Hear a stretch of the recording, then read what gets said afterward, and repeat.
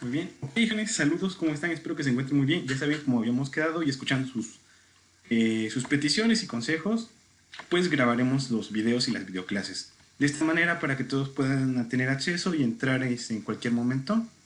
Recuerden que si escuchan por ahí un pollo o algo, algún sonido raro, estoy en mi casa, así que algunos vecinos tienen animales, así que no se preocupen.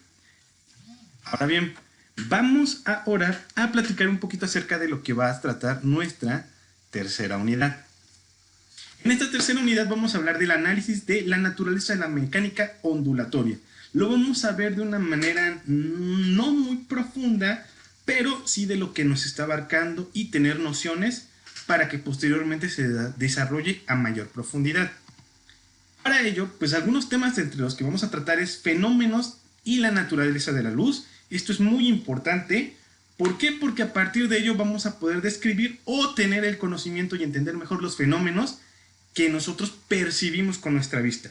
Ahora bien, también tenemos otra parte que es la óptica. Esta parte de la óptica tiene que ver con los lentes, es decir, porque cuando entras al espejo o a la casa de los espejos, te ves más largo, te ves más chaparro, te ves de cabeza, porque te vas más gordito. Cuestiones de ese tipo vamos a ver o vamos a tratar de explicarlo con la óptica. Ahora, ondas mecánicas. Las ondas mecánicas son aquellas que son producidas por otros elementos como lo son los carros, tienen que ver con la parte acústica. Este tipo de ondas como el efecto Doppler, que parece cuando escuchas que la moto o el automóvil viene lejos, se va acercando y pasa. Ese es un efecto que también podemos analizar. Dependiendo de nuestros tiempos, llegaremos a analizar esa parte. Ahora, la mecánica ondulatoria, por su nombre, habla de ondas. Y estas ondas se van a dividir en dos, en mecánicas y electromagnéticas. Las ondas electromagnéticas, que son unas de las que nos hemos estudiado. ¿Por qué? Porque el electromagnetismo, recuerden, que es la manifestación de fuerzas que no podemos percibir. Muy bien, las electromagnéticas tienen que ver mucho con la luz. Son fenómenos provocados, en este caso, por las ondas de luz. Y esto viene a desarrollar lo que es la óptica. En esta parte o en esta columna tenemos algo que se llama espectro electromagnético, que voy a querer que posteriormente ustedes busquen un poquito más de información. Del otro lado tenemos a las mecánicas, que son ondas sonoras de sonido, es decir, tienes tu guitarra, tienes un instrumento, alguna banda, has escuchado los sonidos de tu teléfono, de las bocinas, en una fiesta. Esos fenómenos se llaman fenómenos sonoros. Y a eso nosotros le llamamos acústica. Es decir, esto es importante también para el diseño de interiores. Recuerden que, por ejemplo, para diseñar un auditorio, la acústica juega un papel importante. Ahora, quiero que ustedes en su cuaderno investiguen y respondan las siguientes preguntas. ¿Qué es una onda? ¿Por qué se produce el eco? ¿Qué es el espectro electromagnético? Esta pregunta es importantísima. ¿Qué es el espectro electromagnético?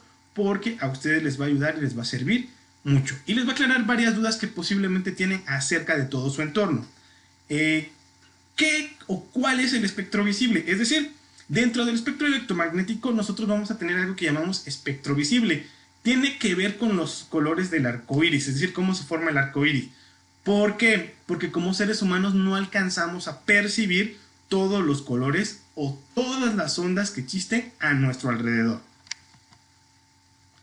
Ahora, les recomiendo que las palabras que están en negritas ustedes las vayan anotando y vayan haciendo un glosario. De esta manera, ¿para qué? Para que ustedes vayan aumentando su vocabulario y teniendo ya conceptos de palabras que podemos ir ocupando o que se pueden ir definiendo en su vida cotidiana o en algún libro de texto y no les cause ruido la definición. Bien, fenómenos y naturaleza de la luz. Aquí nuevamente, si se dan cuenta, pues pueden ver en la pantalla, se vuelve a meter el nombre de Isaac Newton. En otras palabras, él postuló una teoría que indicaba cómo estaban compuestas las partículas y por qué los cuerpos luminosos emitían estas partículas, es decir, cómo irradia un cuerpo partículas luminosas para que los puedas ver. Ahora, dentro de los fenómenos que él vio, fue lo que fue la reflexión. Recuerden, una reflexión tiene que ver cuando un haz de luz o algún elemento que del espectro electromagnético rebota sobre un espejo o una superficie plana. Y también tuvo otra parte que le llama refracción. La refracción es cuando el medio en el que viaja la luz o viaja alguna parte de este espectro electromagnético cambia. Ejemplo de esto, ustedes han visto cuando de repente meten una cuchara, un popote a un vaso y pareciera que el popote se rompe o que la cuchara se rompe. A eso le llamamos refracción. Y también algo muy importante que él hizo con un prisma, que fue la difracción. La difracción es la descomposición en otras ondas al pasar por un medio. Es decir, si tú captas un haz de luz blanco como lo es el de la luz solar y la haces pasar a través de un medio como lo es un prisma, lo que va a hacer es descomponerlo en los colores del arco iris. Ahora bien, no es el único que se encarga de esta parte. Hay otro físico holandés, Christian Huygens, que nos explicó cómo se propaga la luz con la teoría ondulatoria. En otras palabras, nosotros, como seres humanos, lo único que vemos es una línea recta.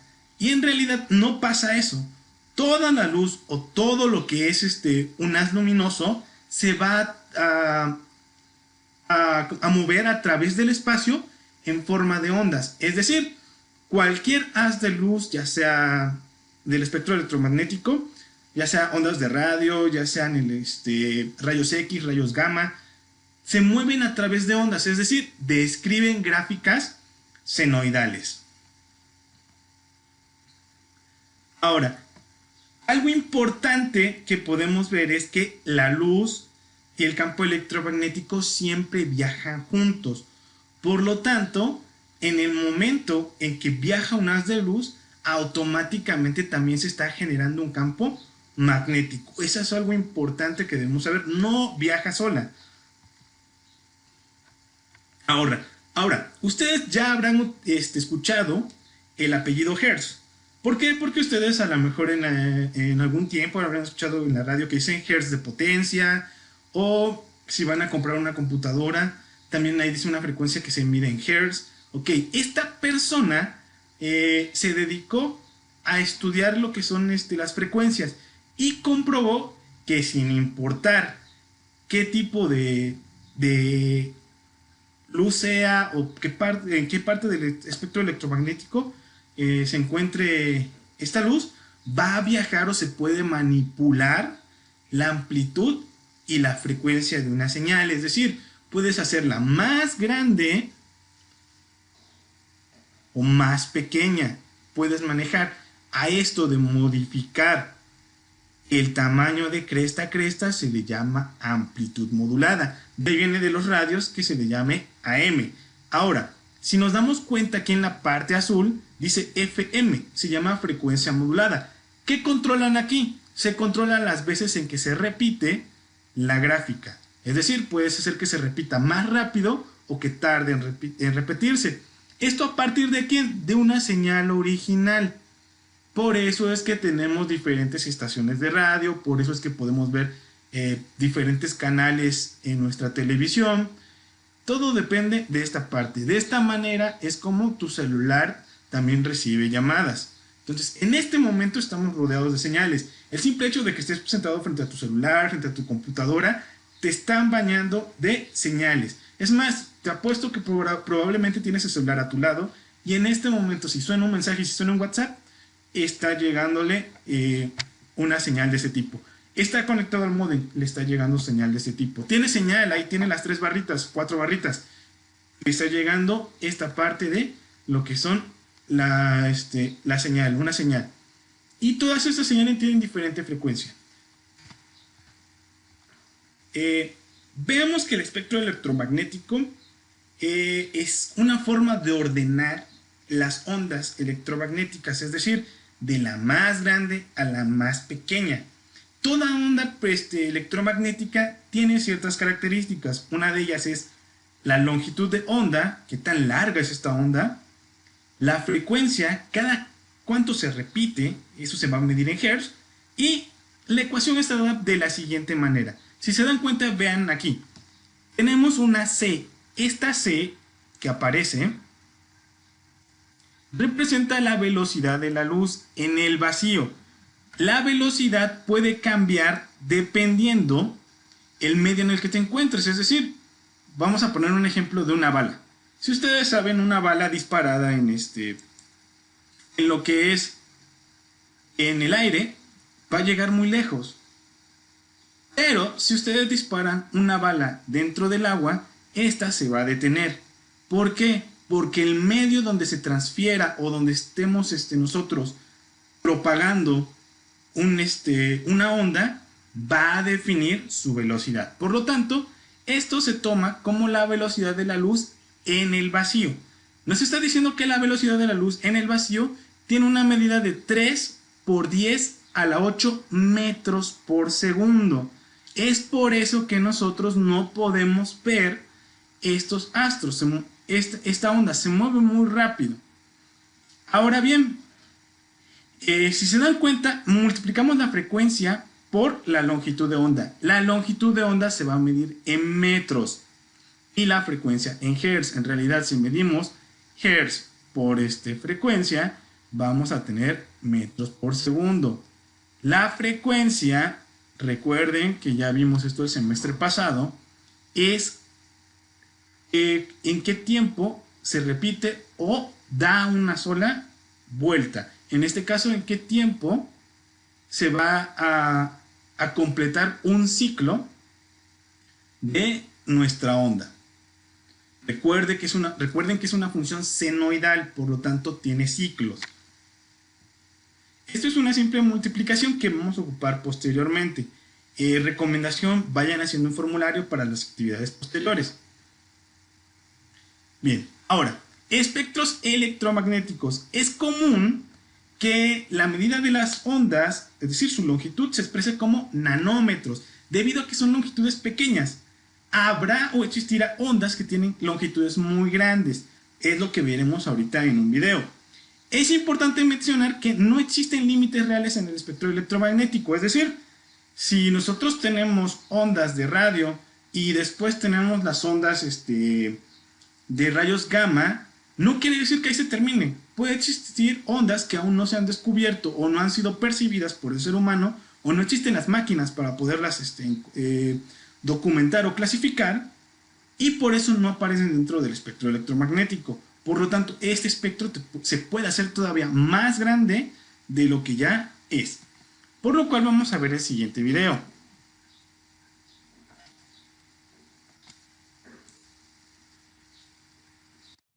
Bueno, en este vídeo voy a intentar explicar qué es el espectro electromagnético de la forma más simple posible. Vamos a imaginarnos una exposición en la que se reúnen los vehículos de todo el universo. En dicha exposición se colocarán los vehículos por tamaños y tipos, de menor a mayor, siendo los cortos los más rápidos y los largos los más lentos. Pues el espectro electromagnético es algo muy similar, solo que en lugar de vehículos hay ondas electromagnéticas. Quiero que observen aquí cómo habla de las ondas electromagnéticas y ya las encerró. Si nosotros nos damos cuenta, las ondas electromagnéticas también van a tener una temperatura y una medida. También tenemos un tamaño. Si se dan cuenta, empezamos con ondas de radio. Estas ondas de radio son aquellas que se utilizan para lo que son las emisoras de FM. Hay la banda libre, que es donde pasan los taxistas o mototaxistas por los que se comunican, o por lo que se comunica la policía por ondas de radio. Microondas, que esto ya viene más a lo que son electrodomésticos, todos o la mayoría tienen un horno de microondas. Infrarrojo, que son emisores como los que tienen su control remoto para poder cambiar la tele, para poderle subir volumen. Y la parte visible, si nos damos cuenta, ya nos está marcando una parte visible que es algo muy pequeño. La ultravioleta, que esta ya es dañina para el ser humano. Si se dan cuenta, la mayor parte de ondas entre más pequeñas sean y entre su frecuencia sea mayor, es dañina para el ser humano. Por ejemplo, rayos X. Si ustedes se dan cuenta, si quien se haya roto un hueso o haya ido por una radiografía, no sé qué haya pasado, si se dan cuenta, el doctor no se mete en los rayos X. Los mete a ustedes y él se cubre. ¿Por qué? Porque son rayos dañinos. Y por último tenemos a los rayos gamma, que pueden existir más. Ahora, aquí exponerse a los rayos gamma no te va a transformar en Hulk, ¿sí? Eso hay que quedarlo claro. Si te expones a los rayos gamma, lo más probable es que te cause daños irreparables. No vas a mutarte y no vas a convertirte en Hulk. No, no va a pasar eso. Entonces es importante. Ahora, observen que el espectro visible es muy pequeño. También hace comparación de tamaño de las ondas. Es decir, una onda de radio es un tamaño muy grande, como el de un edificio. El de microondas es del tamaño de un humano. Y conforme van pasando, se van haciendo cada vez más pequeñas. Rayos X, los rayos gamma, el ultravioleta, infrarrojo, las ondas de radio, etc. Y dichas ondas electromagnéticas estarán ordenadas según su longitud de onda, que no es más que lo que mide la onda entre sus crestas o valles, y su unidad por lo general es el metro, aunque cualquier medida de longitud es válida. De hecho, hay ondas de radio más grandes que una cadena montañosa. Hay que tener en cuenta que a menor longitud de onda, mayor frecuencia, por lo que las ondas cortas podrían ser, por ejemplo, los rayos X y los rayos gamma, hasta las ondas más largas, producidas por las ondas de radio, cuya longitud puede ser incluso más larga que la de nuestro planeta. Dentro del espectro electromagnético hay una pequeña zona llamada espectro visible, comprendida aproximadamente entre los 400 y 700 nanómetros, en la cual es donde nosotros vivimos, ya que es la única zona del espectro que nuestros ojos son capaces de reproducir. El motivo por el cual nosotros somos capaces de ver los colores que nos rodean es porque los conos y bastoncillos ubicadas en nuestras retinas son capaces de captar la energía de dichas radiaciones y convertirlas en impulsos eléctricos, los cuales pues son enviados al cerebro y nos da la sensación pues que tenemos del color. Cada color está asociado a una longitud de onda diferente y nuestros ojos solo son capaces de reproducir los de dicha zona del espectro. Es por eso que si nos salimos del espectro visible, como por ejemplo la radiación ultravioleta o la infrarroja, nuestros ojos directamente no van a ser capaces de reproducirlos, aunque por ejemplo mediante el uso de una cámara sí que se puede ver el infrarrojo. Dentro del espectro electromagnético, bueno, en este vídeo voy a intentar explicar... Ok, muy bien. Aquí nos está hablando de el uso de una cámara. Que nosotros, como les comentaba, hay partes que vemos y partes que nos vemos. Si ustedes toman el control remoto y prenden la cámara de su celular, de su smartphone, el que tengan, y lo colocan mientras están presionando alguna tecla sobre el foquito, van a ver que prende de ese color. Entonces así podrían ver este tipo de ondas. Ahora, ¿de qué otra forma se puede ver? Ustedes por lo regular han asistido a 15 años de ese tipo de fiestas y el luz y sonido que ustedes contratan o el que llevan ahí lanza humo. Cuando se lanza ese humo es cuando se pueden ver los rayos o los haces de luces de diferentes colores, azul, rojo, verde, que está lanzando una maquinita. Ok, ese tipo de rayos como el infrarrojo solamente se pueden hacer visibles también con humo.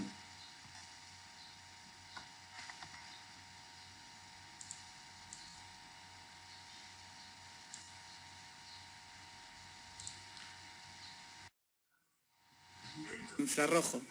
Dentro del espectro electromagnético hay dos tipos de radiaciones: las ionizantes, formadas a partir de los rayos X en adelante, y las no ionizantes. La diferencia principal radica en la cantidad de energía de dichas ondas. Los rayos X y los rayos gamma son de alta energía, lo cual significa que son capaces de arrancar electrones de los átomos, motivo por el cual, cuando vamos a hacernos una radiografía, siempre verán al responsable tras un muro protector. Y todo eso gracias a la alta frecuencia y su ínfimo tamaño. Al ser tan pequeña dicha onda, penetra con muchísima facilidad en nuestro cuerpo. Y al tener una frecuencia tan increíblemente alta, pues literalmente nos machaca, ya que estamos hablando de radiación ionizante. Por ejemplo, para que se hagan una idea, los rayos gamma pueden llegar a una frecuencia de 10 elevado a la 19. Vamos, lo que vendría a ser el equivalente, si no me equivoco, a 10 trillones de ciclos por segundo. Una auténtica locura. Por otro lado, las no ionizantes son las que no pueden arrancar los electrones de los átomos y se pueden clasificar en dos grupos. Por un lado tenemos la radiación electromagnética, como por ejemplo los campos eléctricos estáticos, las ondas de radiofrecuencias y las microondas, que son las utilizadas en telecomunicaciones. El otro tipo es la radiación óptica, que es la que abarca el infrarrojo, la luz visible, el ultravioleta. Por cierto, el ultravioleta, como no se tenga cuidado y nos expongamos a cantidades exageradas, pues es causante de cáncer, envejecimiento y unas hermosísimas quemaduras. Pero eso ya es un tema aparte. En fin, que se puede hablar muchísimo sobre todas y cada una de las partes de nuestro espectro electromagnético, pero cada una de ellas se merece un vídeo propio, ya que es un tema muy pero que muy extenso, y este vídeo pretendía que fuese simplemente algo general, una pequeña introducción. Simplemente quédense con eso. El espectro electromagnético no es más que una representación de todas las ondas electromagnéticas ordenadas según su longitud de onda. Por cierto, Okay, es para los... muy bien. Entonces, de eso se trata esta parte del espectro electromagnético. Ahora bien, nosotros este espectro electromagnético tiene que ver con la intensidad luminosa. ¿Qué es la intensidad luminosa? Ok, la intensidad luminosa, como ustedes a lo mejor han podido ver, se va a medir con lo que es la candela. La candela es una de las 7 unidades básicas en el sistema internacional. Entonces, esta iluminación te va a servir a ti para que cuando compres una lámpara o compres algún otro dispositivo, puedas saber qué tanto puede iluminar o no una superficie. Ahora bien, esta parte de la candela tiene que ver con los lúmenes, que también te va a decir qué tan luminoso o qué tanta capacidad tiene para iluminar una lámpara. Muy bien, usualmente nosotros vamos a poder medir o checar esa parte de la iluminación que perciben los cuerpos a través de un flujo luminoso, por lo cual vamos a tener cierta fórmula que ustedes van a ocupar. Esta parte va a depender de la magnitud de la fuente. La magnitud de la fuente y la distancia está entre el objeto luminoso. Es decir, no es lo mismo que tomes tu lámpara y alumbres directamente a la pared hacia una distancia pequeña, a que quieras con tu lámpara iluminar hasta la copa de un árbol. De eso también depende la parte de la iluminación. Ahora, en este caso es la iluminación y se mide en lúmenes por metro cuadrado. También se le llama luz, es decir, ¿qué iluminación te va a dar por metro cuadrado? Ahora, F es el flujo luminoso en lúmenes. Esta es la parte en la que se tienen que fijar cuando compran un elemento o alguna lámpara, o si quieren ustedes comprar algunas luces tenues, tienen que fijarse en esta parte. Los lúmenes es lo que te va a decir cómo vas a repartir toda la iluminación en áreas. Y ahora, A es el área iluminada en metros cuadrados. Aquí, ojo, es importante, van a tener que aplicar fórmulas que ustedes ya conocen, dependiendo del área que van a trabajar. Si es una mesa cuadrada, ¿cómo calcular el área de algún cuadrado? Si es una mesa rectangular, circular, hexagonal, ustedes van a tener que hacer uso de ese tipo de elementos. Ahora, ya elementos que van a estar dados o que ustedes pueden encontrar, pues serían los lúmenes por metro cuadrado, que serían los LUTs, o el flujo, que es lúmenes, que solamente te sirven para saber qué tanto va a iluminar una lámpara. Ok, aquí tengo una pequeña definición que a ustedes les puede servir. Un LUT es la iluminación recibida por una superficie ubicada a 1 metro de un cuerpo luminoso que produce una candela de intensidad. Ojo, esto ya es como, una parte ya dada. Bien, ahora les voy a dejar la siguiente información para que también la puedan ustedes encontrar. La ley de Kepler, o ley de iluminación de Kepler, porque Kepler tiene muchas leyes, una de ellas es el movimiento que describen los astros, cómo saber qué tiempo tarda la órbita, de completar la órbita de un planeta. Entonces vamos a ubicarnos ahorita en leyes de Kepler, pero de la iluminación. Y la iluminación que recibe un objeto dice que es directamente proporcional a la intensidad luminosa emitida por una fuente e inversamente proporcional al cuadrado de la distancia que existe entre la fuente y el objeto.